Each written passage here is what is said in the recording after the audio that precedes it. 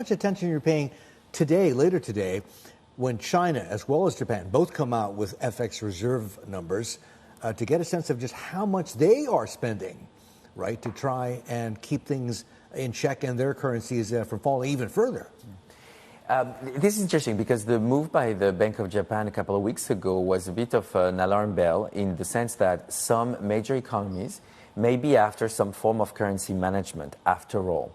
If you think about Europe, the ECB, without saying it, has been trying to do a bit of damage control on the euro becoming weaker and weaker. So that's why the ECB is so forcefully, hiking, because we are experiencing negative supply shocks. Our inflation is not the same as the US, right? But you have to hike because we're worried about the euro getting too low. So I wouldn't be surprised that we have more moves. And as you said, I think this is an underrated economic indicator, looking at the FX intervention or, let's call it reserves management of some of the central banks is going to be quite interesting. And in Asia, of course, Korea and Japan are the big ones that we should be looking at. China, as you mentioned, is, of course, extremely important to understand the overall liquidity patterns in the region.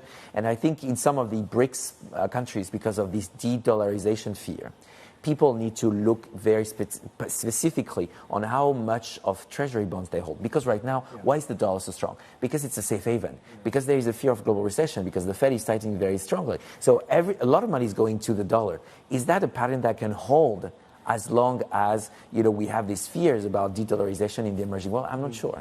I'm curious. Just a couple of seconds ago, we were talking about, or you were giving examples of how in certain Eastern European countries, paper, their bonds, very difficult to trade simply because there's nobody on the other side. There's no liquidity, right? Is the situation, how similar is that situation, what's happening with Chinese paper?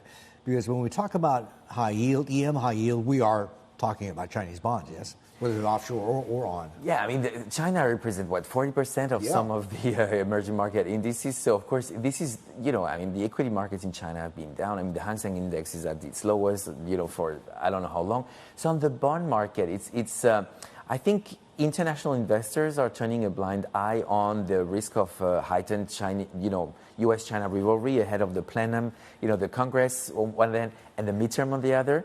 But there is no active, proactive positioning, I would say, from foreign investors to China today.